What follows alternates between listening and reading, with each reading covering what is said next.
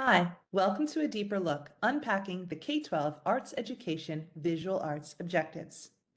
What you're about to see was part of a larger 8-webinar series in which we spent 1 hour on the objective through lines of the 2 standards under each of the 4 artistic processes: connect, create, present, and respond. Because those live sessions included time for breakout discussions, I've edited and combined them into one 60-minute webinar for each of the artistic processes. This webinar is on the present objectives and combines content of the 2 live sessions, first discussing PR.1, followed by the session on the PR.2 objectives. If wishing to receive CEU credit for participation in watching this webinar, you'll need to complete a reflection journal. You can use the link here, or the link can also be found in the PD catalog. It will force you to make a copy. So then at the completion of the webinar, make sure your share settings are open and upload the completed reflection into the CEU survey. This is what it looks like. It's actually 3 pages, I think, or a little bit longer than this, because again, this webinar combines content from the 2 earlier sessions. Make sure you are completing the appropriate reflection document for the webinar you are watching. Again, it should say present. Hopefully you can all see my screen. It is 4 o'clock, so I am going to get started. If you have not personally met me yet, I'm Laura Stotterman, your visual arts consultant at DPI. So thank you for taking a moment to put into the chat who you are and where you are coming from, so that all of our participants know who's joining us today. And moving on, if this will click. All right, so today is Thursday, October 16th, and we are here to unpack the K-12 visual arts education objectives for Present Standard 1, PR1. Again, this is who I am. My colleague is Brandon Rader. He is the K-12 Music and Theater Arts Consultant, and we are supervised by Dr. Lori Major Carlin, who was a former theater director. And so we are your arts education team at DPI, always here and available for you if you have questions or concerns. So please feel free to reach out. The purpose of today is to assist preparing educators to implement the PR1 objectives of what's called the 2024 Arts Education Standard Courses of Study in Visual Arts. As a reminder, these standards are referred to as the 2024 standards because that is the year they were adopted. We're no longer using the term essential standards because those refer to the 2010 standards. Our intended outcomes are for you to know the first standard of the present strand and the 2 objective through lines for visual arts of that standard, to also identify the support resources for unpacking visual arts standards, course of study, and of course, to exchange lesson ideas and make connections as we get you into those breakout rooms later on in the presentation. Always as a reminder to make sure you are documenting these types of CEUs and professional development hours, because this is in support of your standard 3. So when you go for your summative evaluation in the end of the year, you're able to talk to your administrators about the fact that you are aligning instruction with the North Carolina Standard Course of Study and that these types of professional development offerings help you to do so.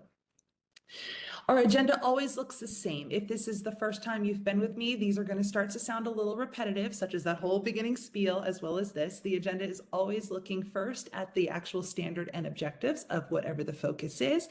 And then I present on the backward design concept, as well as taking a look at the unpacking documents for an example of this objective. I'll show you all the additional resources, and then I get you into the breakout rooms for your conversations, and then I close out with you. So diving in, let's take a look at our first standard of the present strand. Again, as a reminder, there are 4 artistic processes. We had connect, create, which we've already presented on, and they are now available for you in the PD catalog, as well as now present and then respond. So when we present, I just want to make sure that we are muted because, again, this is going into our PD catalog. So if you can always just kind of keep a check on your microphone, please make sure that you're muted until it's time to have breakout conversations. Right, so when we look at our present, we do see a common language again because this is for all of our arts. So you will see the concept of perform, but we know that this is for your students to produce, present, and develop my own and others' artistic ideas and works. And so our first standard is how do we present the visual artworks? And remember that we've dissected the standard into two objective through lines. The first through line, all objectives from kindergarten through advanced look at how do I improve artistic technique by applying feedback? How am I demonstrating my skills, right? And so all students should be able to show how they're experimenting with that progression of I'm going to make myself better in doing something using the feedback to improve myself. So what steps can be taken to improve as an artist? Let me just mute whoever this is. Hold on one second. Okay, so what steps can be taken to improve as an artist? And our understanding, enduring understanding is that big why. Why is this important? What do we want kids to really know? We want our students to understand that visual artists improve by incorporating feedback into their artistic practice.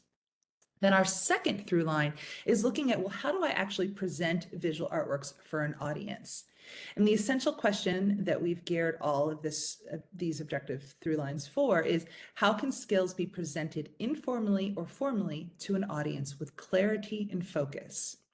And then enduring understanding is that visual artists communicate their artistic knowledge through artist statements because we can't actually demonstrate the process in visual arts.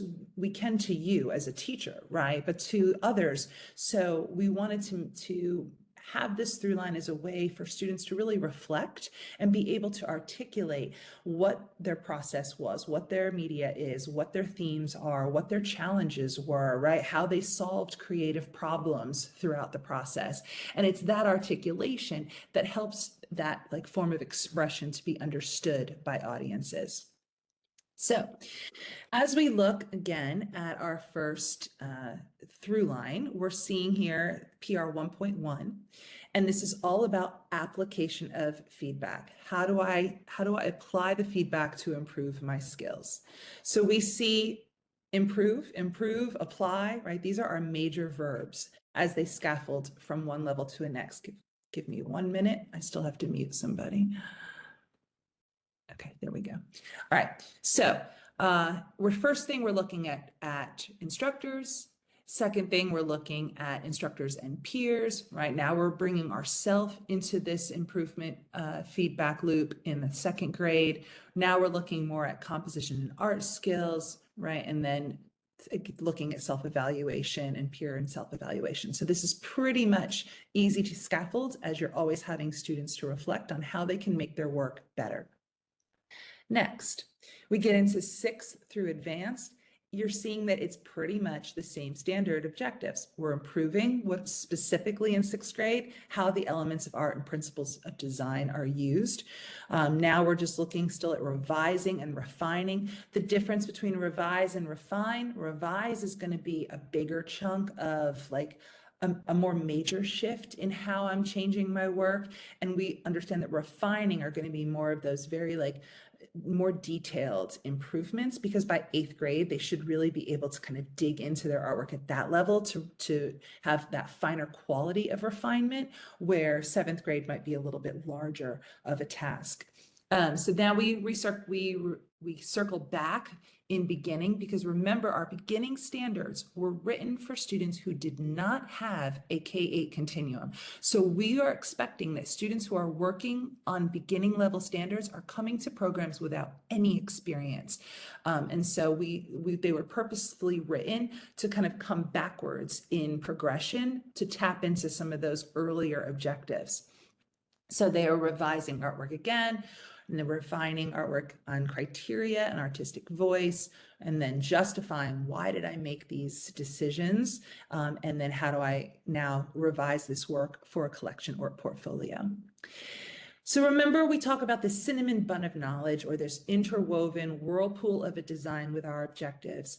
And emphasized throughout the earlier webinars, we don't want to see teachers teaching these in isolation. It's very important that we see this more holistic picture of how they all work together to really develop a comprehensive arts education for our students and give them, again, that holistic experience. And so the question or the response I have is that with PR 1.1, applying feedback to improve skills and techniques, it's going to naturally pair with your create objectives in 1.1, 1.2, and 2.1. Because if you remember, create 1.1 is experimentation with ideas, with materials, right? With media, like how do I do this? What more could I do? And so you could take feedback and challenge students, right? How can you continue to do something more? So they could talk about how feedback was applicable to the experimentation phase. CR 1.2 is when you're actually making planned artwork. So definitely you're going to have students applying feedback throughout that part of the process because they are working on that final product that they're going to then, submit or show to somebody. And then 2.1 was about derivative art and taking others' ideas or ideas from other sources into art making. And so still the feedback is going to be very relevant to the work that they're doing in those objectives as well. So this is a natural pairing where you are going to want to have in your lesson plans both of these objectives together. Also, when I get to presenting on Respond, you will see the side-by-side comparison because when we wrote response objectives, they were intentionally paired with PR 1.1 because the RE objective in 2.2 is about giving feedback. So we recognize that in a classroom instruction, the teacher will have students give feedback to one another or use criteria to get feedback from teachers or self. And then in PR 1.1 is what we're talking about tonight, they're actually applying it. So all of this needs to be sistered in your lesson plans. Next. Standard or objectives PR 1.2 is now we're talking about the artist statement. How do we get kids to articulate the process, their ideas, right, their media, everything that they've used and are doing? So we're just seeing a lot of describing first how personal art is made. What are you using? How did you do this? Right, and it doesn't have to be written. It could be an exit ticket. They could just be talking to you. They could turn and talk to a partner. So it's very simple. It doesn't have to be this large assignment. Identifying the elements of art. So we want to make sure, obviously, by first grade, the students understand what are the elements of art, right? We should definitely be teaching that as we're scaffolding this learning.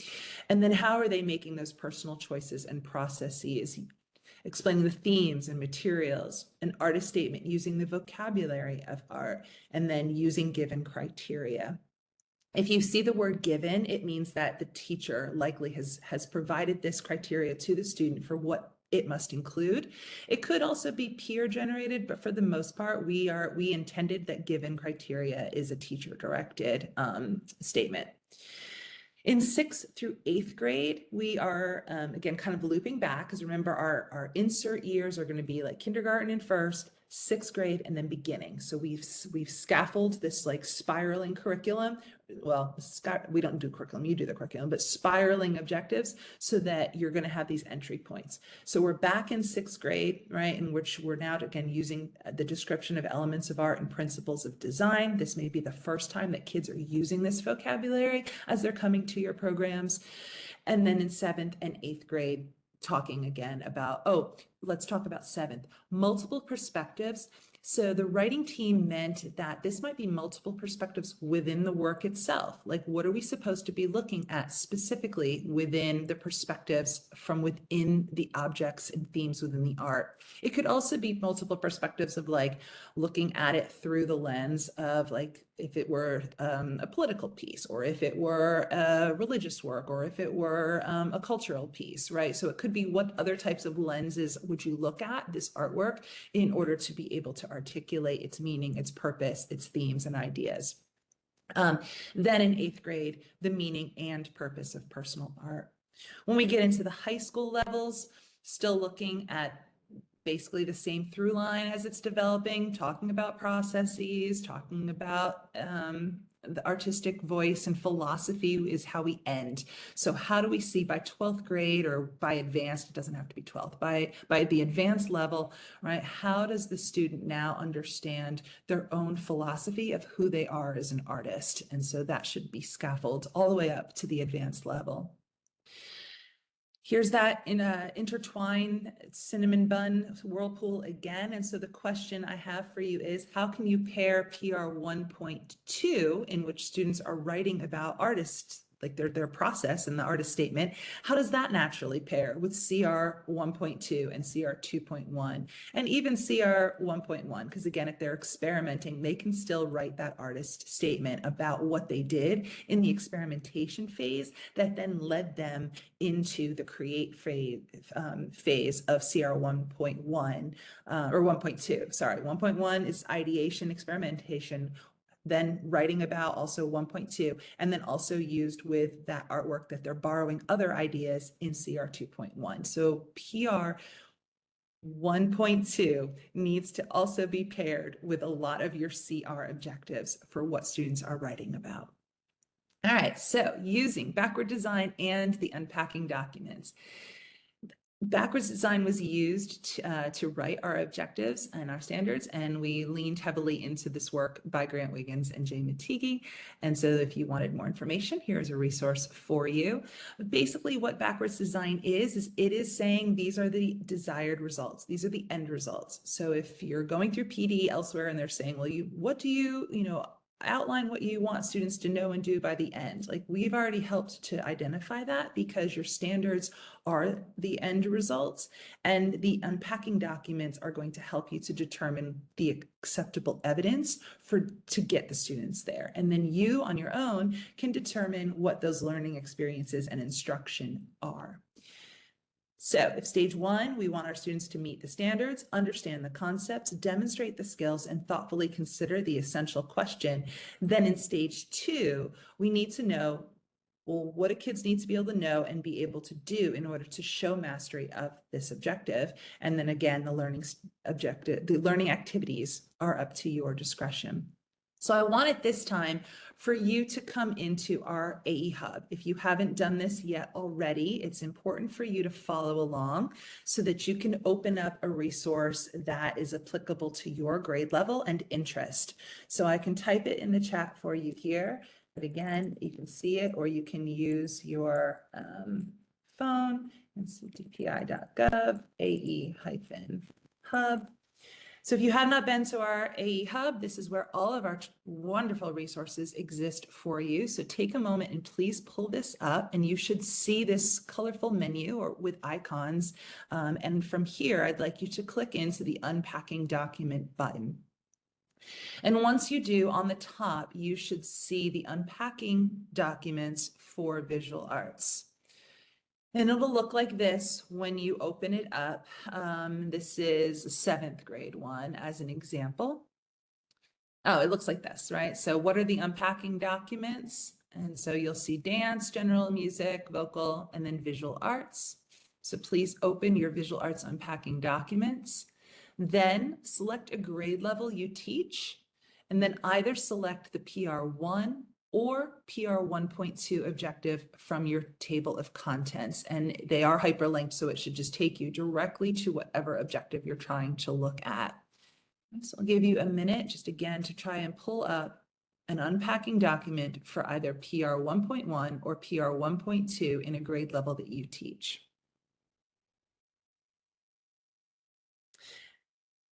These unpacking documents ensure your lesson alignment is standards aligned, right? Because there's been a lot of work that's gone into laying all the important elements of information out for you and then giving you several springboards to launch from as you create your own ideas as what the actual activity is.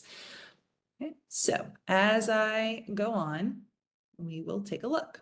Again, disclaimer, right now, these slides are always the same, and I had picked a intermediate PR 2.1. So next time I meet with you all, this will actually be the actual thing that we'll look at, but right now, using the one that you're looking at. for your own selection. So the first thing you see, it's not highlighted in green. That is just for me to show you where it exists on your document. But the very first thing at the top should be the standard and the objective, right? So you're looking at the grade level, you're looking at PR, and then it should be a 1.1 or a 1.2. And you see the bolded verb, right? And that's important that we pay attention to the verbs. The kids have to do the verb. Then you also just see whatever the content of that objective is. Pay attention to the conjunctions. If there is an and, it means that at some point in the course of study with them, you must do everything that's in that objective. If there is an or, then you or the student has autonomy to pick which one you're going to do. And so we can get into some examples of that later on. But note your verb and conjunctions. Then you'll see the glossary. We've taken every essential term that we could find or that we had definitions for that we felt were important for you to know. These are teacher definitions, not student definitions, but that doesn't mean that you can't turn them into a more student-friendly language and use them along with your lessons. So this is for you to understand what is meant by the verbiage within the objective itself. We also have dictionaries, but there's no glossaries, but there's no need for you to go to the glossary because we've taken all that content and put it here for you. Vertical alignment, we have a vertical alignment document as well. But again, it's all here in the unpacking documents, so you don't really need to go to that resource anymore. But this would show you where were the students learning and doing before in the previous grade level, and where are they going in that scope after this grade level, and so that you understand how to stay within the scope of your particular grade, so that you're having to perhaps bring them up to par if they didn't really master that prior knowledge. Just let's get a refresher as we begin. These are the things that we were talking about or learning last time, and knowing where you're going to send them off to. If likely you are going to be the teacher of their band, right, from kindergarten through 5th, or from 6th to 8th, or from high school throughout. And so you're going to want to know, how am I preparing these students to go on to that next level of my program? Enduring understanding, take a minute to read what you're seeing here. This I already presented to you in the earlier slides, and that is that overarching why. This will be that same statement for every single grade level of the objective that you have chosen. So if it doesn't matter which grade it is, it's going to say the same exact thing, and that's what do we really want students to understand in this through line of objectives.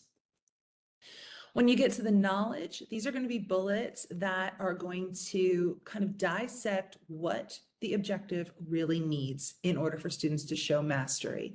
And so it should include those conjunctions. So if there are several components to the objective, then it should have a bullet point for each one, right? And so if it's like history and culture, if we were talking about CN 1.1, history would have its own bullet, culture would have a bullet. So looking at what your needs are for them to be able to know in order to master this objective.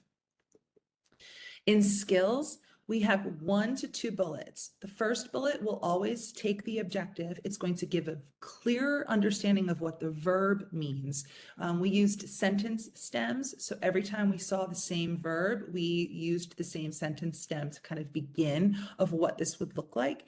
And then we might just rephrase the content of the objective so that it reads a little differently. And then if there's a second bullet, it's talking about using disciplinary and other academic vocabulary in verbal or written form. So we know that in artist statements, of course they need the disciplinary language. How else can they write about what they're learning and using and doing, right, without that vocabulary? And so it's going to be very important for your literacy aspects when your administration says, how are you teaching literacy? All of your PR 1.2 objectives are definitely going to be about literacy. And I would even argue your PR 1.1, because how can a student apply feedback if they don't understand what that feedback is, right? That's language. Those are terms and concepts that they're having to understand that they don't learn in any other class. It's specific to your language in visual arts instruction. And so these are highly literacy skill-based objectives. Then you get into the evidence of mastery. This is a common message in every single objective, in every single grade for all artistic disciplines. It does not change. And so what it's saying for the teacher is a reminder that it is required that you collect evidence on every student. It doesn't have to be massive. Please understand that. For objective checks, it's can they do the thing? It doesn't have to be a qualitative grade, so it's not a difference in how well they do it. So really, it can be an exit ticket. It could be I've turned and spoken with this student as I've circulated the room and I'm understanding what they're working on, or they're able to turn and talk to a peer and I'm listening to that conversation, or I'm doing like group discourse and I'm making checks every time a student is giving feedback or talking. And so I'm understanding that they're a part of this objective in some way throughout the course of study. So, but you must have evidence on every child. Okay. And key insights. This next part, as you're reading in your own document, what you should be seeing are some bullets that are going to tell you that this should be paired with other objectives. It might tell you that, I don't know, this could be done verbally. Artist statements could be done verbally. They could be done with like video. They could be done in written formats. They can, like, there's lots of different ways in which a student can submit an artist statement. So it doesn't just have to be a typed, or Word document. And then any other bullets, again, that are relevant for this objective, whatever one you've picked. Teacher actions, these are locally determined, but these suggestions follow a template of prepare, demonstrate, provide, guide, monitor, and assess, because we recognize that good teaching is that you're going to prepare your lesson. You're going to prepare your resources. You're going to prepare examples. You're going to prepare the activities for your students. Then you're going to have some level of demonstration. You might demonstrate. You could have resources in which others are demonstrating. You could lean into the professional examples. You could have students demonstrate, right? Calling on other students as exemplars. And then you're going to be providing students with the opportunity to engage in their learning and their understanding of whatever the objective is.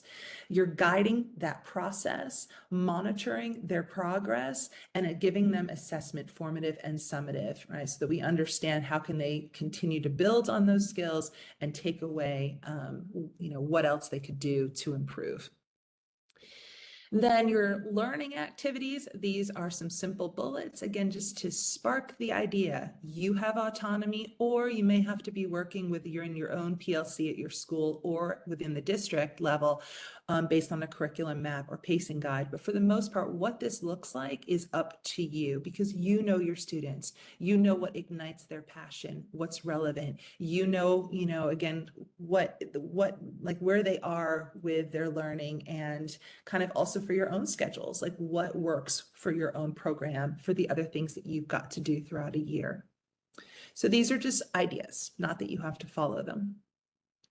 All right, so when we check our alignment, we want to make sure within your own lesson plans, verb, are you having the kids do the verb? It's very important. They can't just create. They've got to be able to do all of the other aspects of their instruction.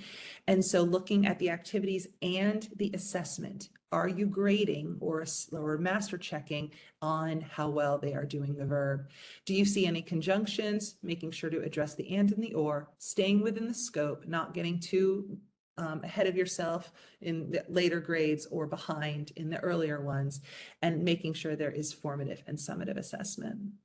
All right, it is time to get you into breakouts. So again, if you registered with me earlier, you have been assigned a breakout. If there's nobody in your room today, please be patient. I go through and I kind of look and I see, and then I'll pull you out and put you somewhere else.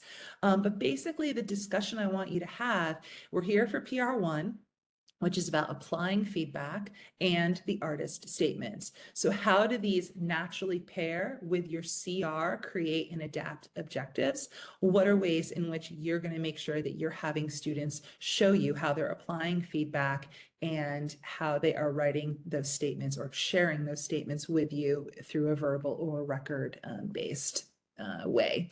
Welcome back. Hopefully you guys enjoyed your time chatting with each other and had some good discussions. Again, lots of familiar faces coming back each week. So you guys are building that great relationship and new faces. We love having you with us and joining us. Hopefully you will continue to come so you'll get to continue these conversations. When I send you an email, I will email you tonight with just the people who were in your room, so that if you were to continue conversations or you had a question about something you talked about, you can respond to the people in your thread of that email. It's just the people who you were with tonight. Okay. All right. So closing information, just closing out with you. Again, I always do this optimistic closure. Love to just get a very quick idea of either something was a gem, something was a heart from the heart, a new idea, or something grew, a point of view. So just to love for you to kind of put that in the chat. It is 4 o'clock. Again, if you can take a moment, please tell us who you are in the chat, the county and school where you teach, and the grade level. Today, we are here to unpack the K-12 visual arts education objectives for the present two objective strand, right? So we're going to look at what these two objective through lines are for our present standard. And again, today is Thursday, November 6th. So thank you. If you have not met me in person, I am Dr. Laura Stauderman. I am your dance and visual arts consultant at the Department of Public Instruction. My coworker, Brandon Rader, he oversees music and theater. And Dr. Lori Major Carlin is our supervisor, and she was a former theater educator. So the three of us are your arts team. We love connecting with the field. We're making ourselves as highly accessible to you as possible. So please don't hesitate to reach out with any questions that you may have as you are going on this journey of unpacking and starting new lessons or transitioning old ones into the new standards. So the purpose today is to assist you in being able to implement the PR.2 objectives of the 2024 Arts Education Standard Course of Study in Visual Arts. Now, as a reminder, these are referred to as the 2024 standards because that is the year they were adopted. And so that's how we talk about them. We no longer use the word essential standards because that language was associated with the 2011 standards. So these are now just either the new SCOS or the 2024 standards. Our intended outcomes is by the end of the day, you will have a better knowledge of what the second standard of the present strand is and the two objective through lines for visual arts. You'll be able to identify the support resources for unpacking the visual arts standard course of study, and most importantly, to get you into those breakout rooms where you're able to have those conversations of, but what does this look like in practice? What are we actually doing with this with our students? And what are some ideas that you can exchange and have with one another? Because remember, DPI does not cross that line to tell you how to teach or what to teach. And we just simply guide you in what those standards for mastery are. So this is all local control when you have autonomy because you know your craft, you know your students best, and we trust you as the leaders in the field. So as a reminder, whenever you take participation in events like this, you want to take note of that for your summative evaluations. This is addressing standard 3 in your NESES instrument, in which you know the content that you teach, and you are aligning your instruction with the North Carolina course of study. So keep this for your artifact sheet that you may be sharing with your administration later on in the year. This is our agenda. So we always begin in looking at the standard and the objectives, taking that deeper dive into the language and any behind the curtains information that I can share with you. And then we look at how we used backward design and the actual unpacking documents that will support these objectives. I'll show you all the additional resources that we have published for the field to help you, and then put you into those breakout rooms for standards to lesson.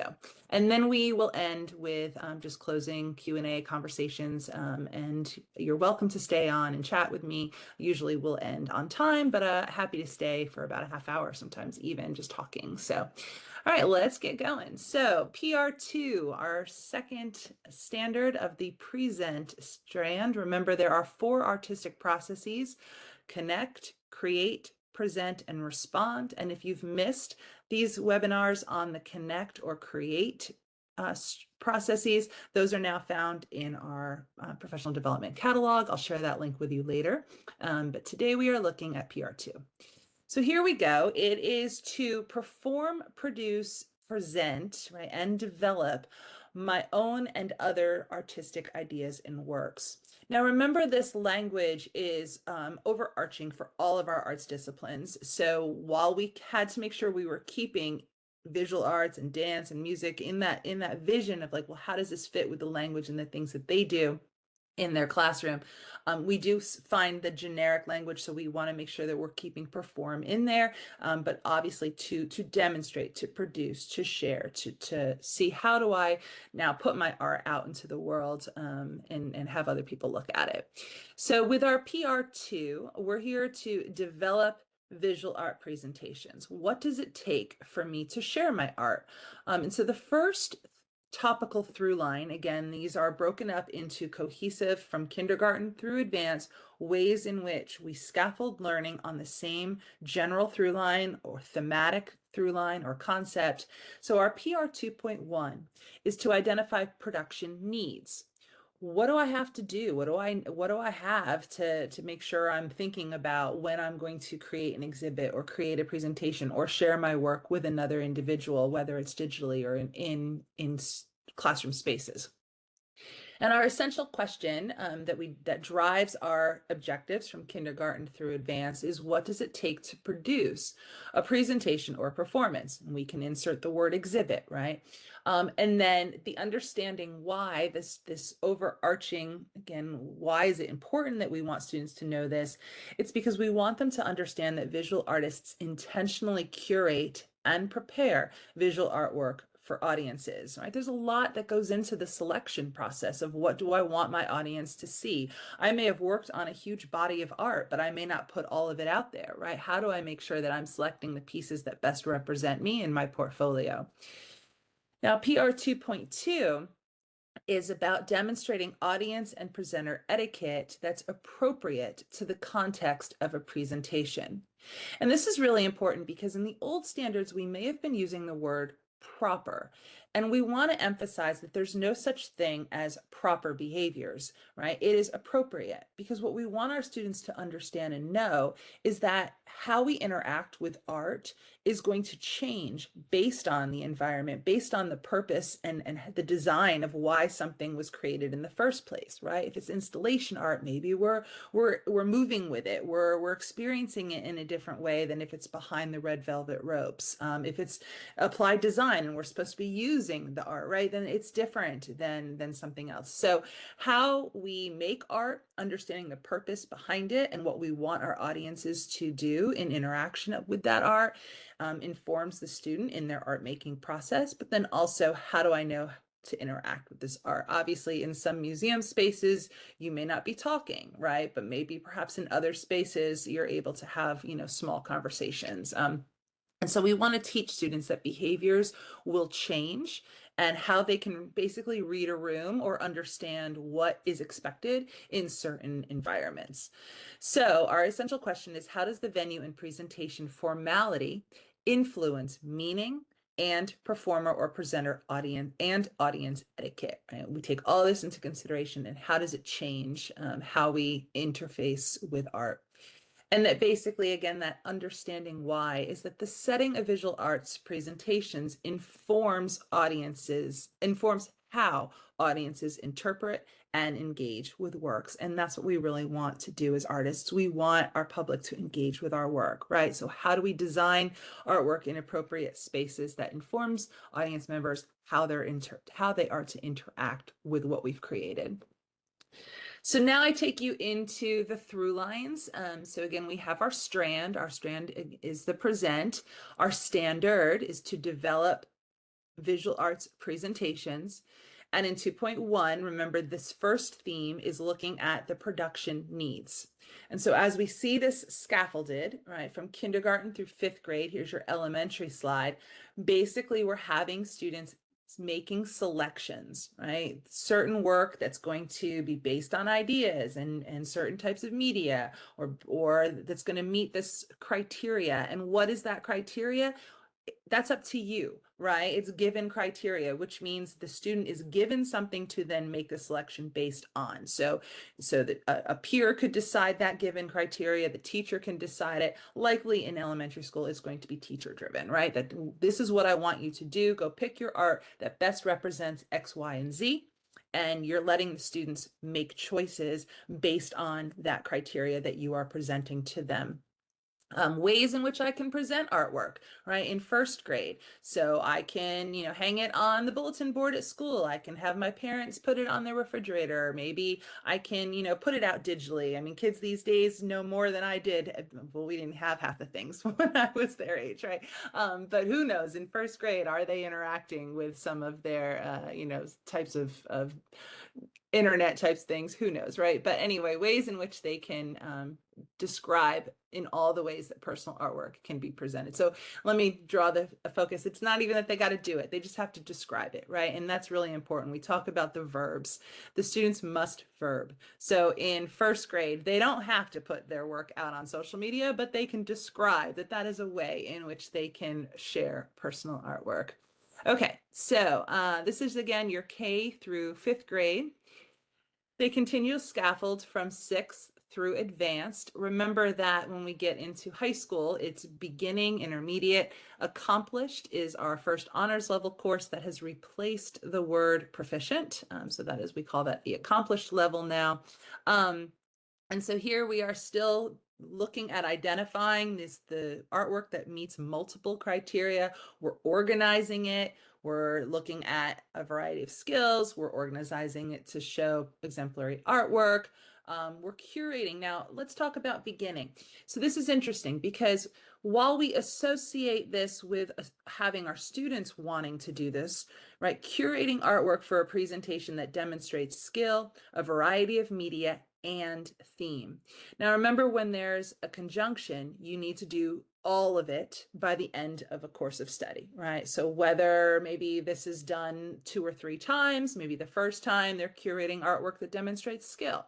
Maybe midway through, they're demonstrating how they curate artwork that uses a variety of media. And then maybe lastly, they're curating based on theme, or you are lumping it all together and they're doing all 3, right? But it could be that you're having them curate professional works, right? It's just making selections of things. So while we would hope that this is student-centered and that you've created enough work within a beginning level class for the student to accomplish this, maybe that's not feasible, right? And so that's okay. But the student should still be exercising their ability to curate artwork. So it could be that you're giving them or having them find several examples of professional work that would then satisfy mastery of this objective. Okay. Now, of course, when we get into an intermediate, we see for a personal portfolio. So yes, the student has to choose what type of format would be best for my work. And then how am I justifying the format, and finally creating that portfolio or exhibition by looking at these works that show my choice and growth over time. Okay. All right, so if you remember, we talk about how our standards were not written to be done in any sort of like hierarchy, right? And a lot of times we're going to do everything at once in a unit because that's how our standards are written. We want to have multiple touch points where we are going back to those connect standards and we're creating and we're turning to our partners and our teachers and our stakeholders, and we're presenting that work and we're reflecting and getting feedback and redesigning it all over again. We're making revisions. And so we have this interwovenness, or we have what we call that cinnamon bun of knowledge, and that it is all swirled and easy to digest as we teach all of this.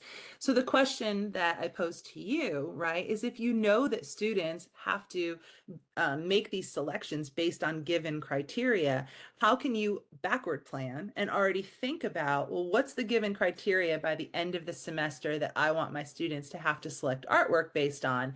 And then you tie that to your create objectives, right? So then you're partnering, knowing that all along the way they're creating work that by the end you're going to pair up with this present standard, and they're going to have to then curate or select or identify or make descriptions about how they'll put that through the portfolios. So think of how you can backward plan and connect that.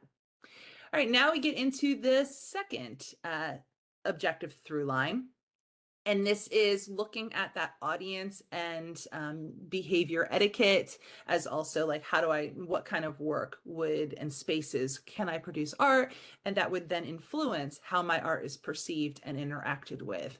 So the first thing in kindergarten is just to identify, where can we see art? So, we're looking at murals, we're looking at cafes, we're looking at museums, we're looking, at different art exhibit spaces, we're looking around our rooms, right? And our offices and wherever the students are in their classrooms and in their backpacks, right? And seeing what exists as far as art is concerned. So we know that our worlds are surrounded by art, and we draw attention to that as to where these works of art can be viewed and experienced. And then ways in which they're interacting with the art. So again, sometimes we might be using it for purpose.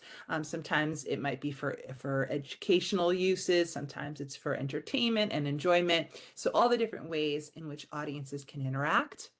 And then we scaffold it. So in first grade, it's just identifying. So we're not getting too deep in the conversation, but in second grade, we want to start seeing a little bit more of linguistic skills coming up with how students are talking about the various ways that audiences interact with art.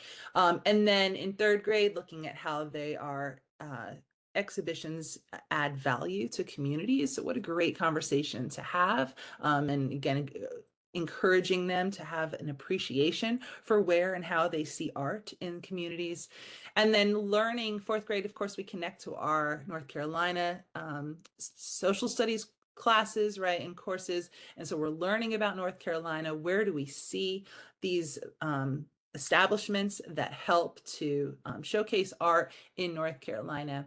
And then the different types of purpose and experiences that these provide. Okay. So we get into 6th through advanced, coming into middle and high school. And now we're talking a little bit more about the type of behaviors. So up to there, it was just more about, well, where is it? Right. And now we're going to dig a little bit deeper as to, well, how does that interaction look? What do we do? Right.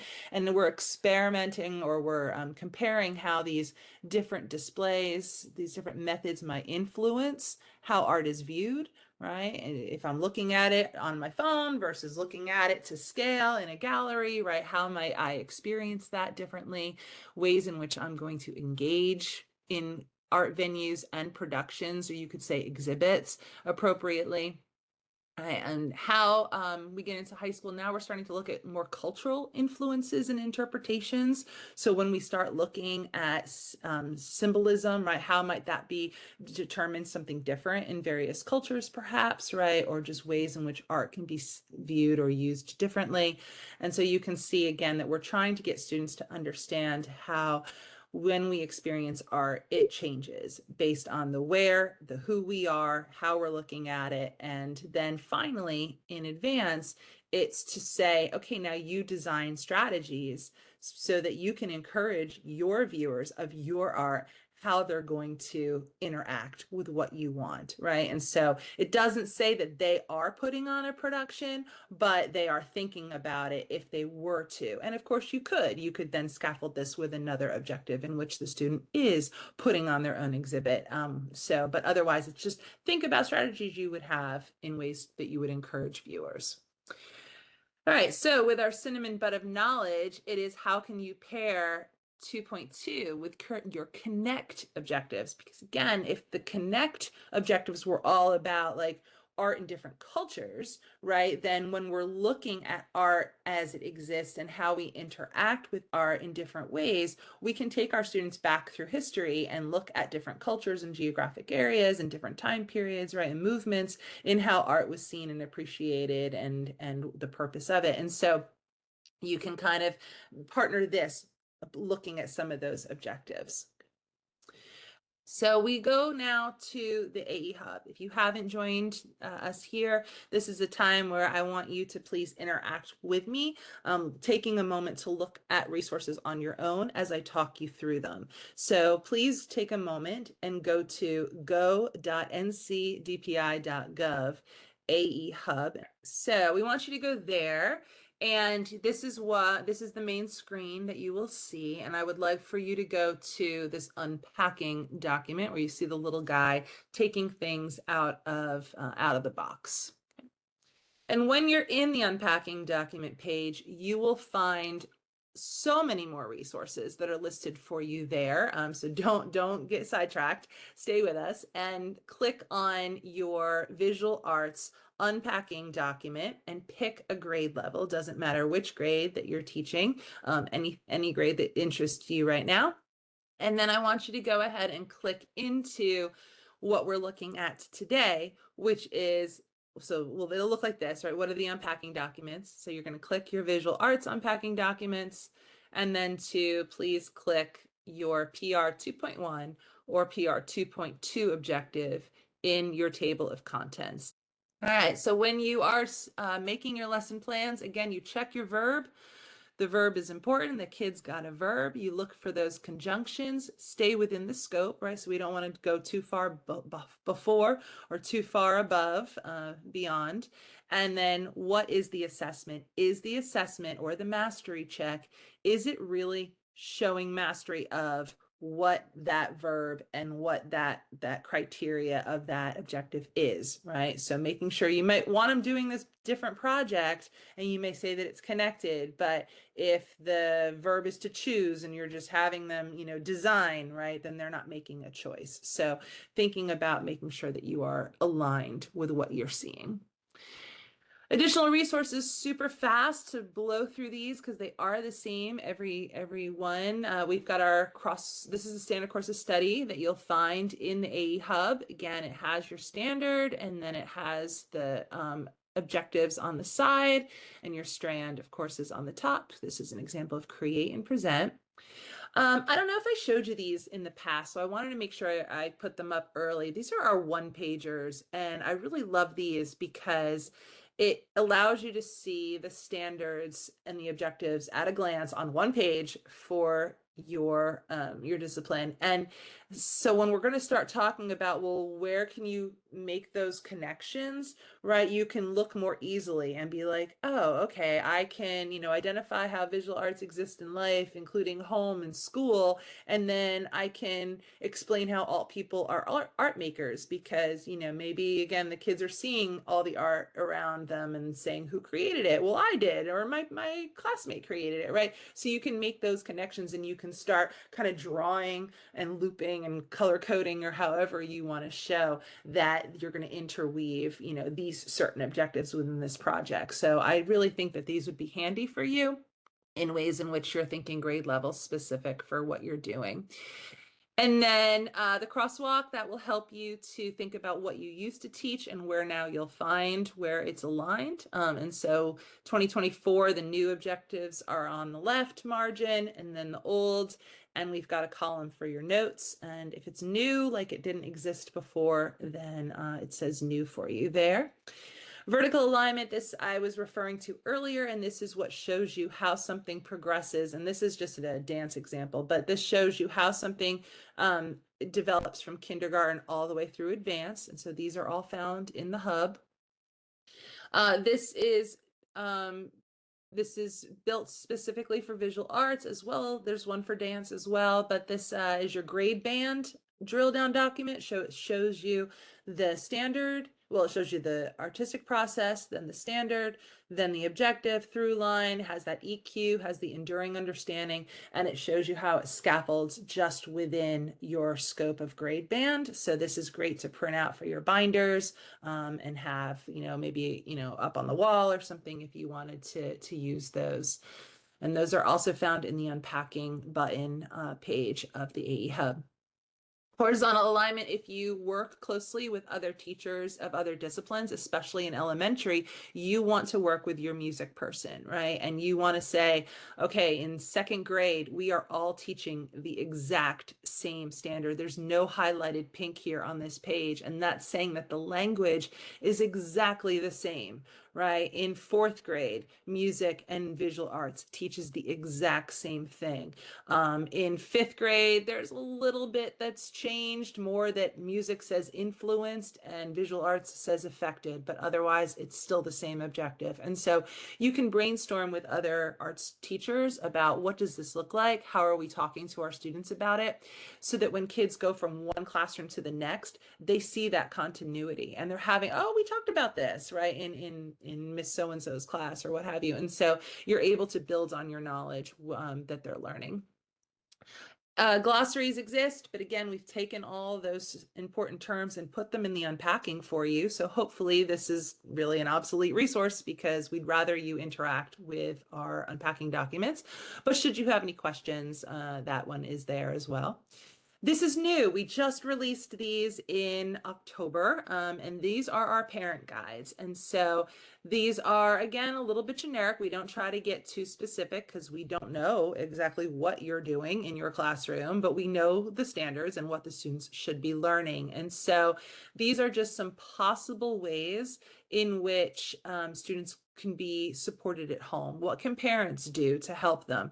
So we encourage our teachers to take a look at these and then create your own, right? Especially as students are doing certain projects, like, have them talk about, like if they're doing like seascapes, right? Talk about the different types of sea animals, right? And so ways in which you can be a little bit more specific than what these are to really connect with those families and community engagement in your students' learning. And those have a new button. They say parent guides, and it is on that front page of the AE Hub.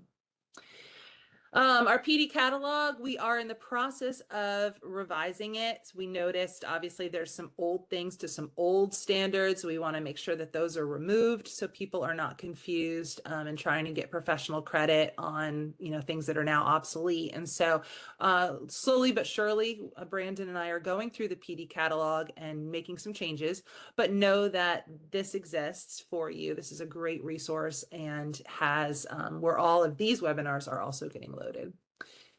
Oh, shoot. And I always do that every single time I click on it by mistake. All right. And you will get a copy of this slide deck by the end of the night, so you can go through and you can click on everything as well. Okay. So deeper look, this was our first webinar series. Each one of these exist in the webinar PD catalog. They are more the overarching because they were delivered to all disciplines, not just visual arts. But these are the ones that I am now building. And as I complete them, I am loading them there. And you can still watch them, complete the reflection journal, and get your CEU credit that way. So if you missed some of the earlier ones, you can go back. I take two, right, because they're an hour each. I cut out a lot of things so that's not repetitive from both sections, and I merge them together into 60 minutes, and you fill out a reflection journal and you can get your CEU credit that way. So I'll be putting present in there by the end of next week. All right, next, we've got some other webinars that are really great. So this Respect the Work, this is archived in the PD catalog. It came from our CAKE event, which is our Comprehensive Arts Education Conference. So that's there for you to listen to and receive credit for. But I want to draw your attention to the three that are coming up. The first one is November 18th, and this is with copyright and creativity. I have attended several of their webinars. They're phenomenal. And so I think you'll find it relevant, some of the conversations that we'll have. So please go ahead and try to join us. And if you can't, it'll eventually get loaded into the PD catalog as well. Then we've got two coming up that don't have registrations yet because they're like hot off the press getting worked on. The first one is with Swank. Swank Publishing deals with a lot of the movies. And so teachers that are showing movies in classrooms, like how can we really make sure that we're doing this legally? What parameters are there? And so we're talking with them. But then Art of Ed University, that is going to be mostly visual art. It really is visual arts. I can't say mostly, it is visual arts. And I will be leading that one. And that's going to be on Thursday, December 11th. I'm actually meeting with them tomorrow to outline the webinar and really make sure that we're talking about how they support the CR 2.2 strand. And that, of course, is all the copyright, fair use, ethical use, and legality of appropriation, right, in ways in which we're borrowing and being inspired by others. And so Please mark your calendars and stay tuned for registration information for those events. Okay. And if you're not on our listserv, make sure that you take a moment to sign up when you get this deck so that you are staying in the know with other announcements that come from us to the fields. All right, now it is your turn. Standards to lessons, breakout conversations. So the questions I have for you is, again, how do you support students to curate their work?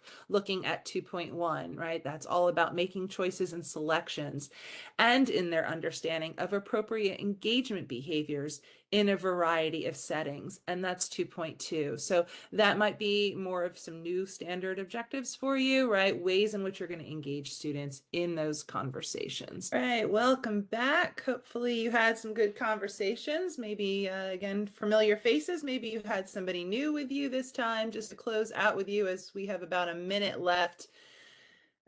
Where are we going? Okay. Always just love to get some feedback, something, a gem, a diamond, a gem of wisdom that you gathered from our conversations tonight. You can just throw this in the chat. Just again, a short, sweet thing. Something from the heart. How do you feel? Maybe again, that spade, something that you dug up, a new idea, or the clover of growth, something that grew for you. Thank you for watching. I hope that you found this information valuable and informative. And don't forget to pause the video now and complete the CEU survey. You'll have to upload that reflection journal into one of the last questions. Make sure that your share setting is set to anyone who can view, or I think you're maybe downloading a PDF of it. So feel free to reach out with any questions. Always here to help. And that's it. So thank you again for being here. It's so wonderful. I brag so much on your behalf about the fact that several of you come week after week, and I really feel like this is building such a wonderful community, and I'm just so thankful for your participation. Please tell other art teachers about it. It's not too late for them to join us. We've got 2 more sessions, but I do look forward to having your attendance at the CR 2.2 Unpacking the creativity, web creativity and copyright and art of ed webinars as well. And then I'm looking to do one on adaptive arts in the winter. So stay tuned for that information. But otherwise, thank you guys so much. I'm happy to hang out if you had any other questions or want to talk about. And I'm going to read this chat right now so I can see all of those hearts and those gems and spades and clovers. So thank you guys. Have a great couple of weeks, and I'll see you later.